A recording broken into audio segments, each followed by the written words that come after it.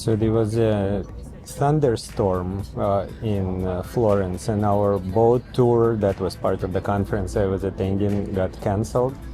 The weather was quite spectacular. Apparently caused some flooding damage to some houses. And it's interesting that on the walking tour the previous day we saw the high water mark from the old times when the Arno River flooded and some houses were threatened. So it's not a joke apparently. It's the thing here.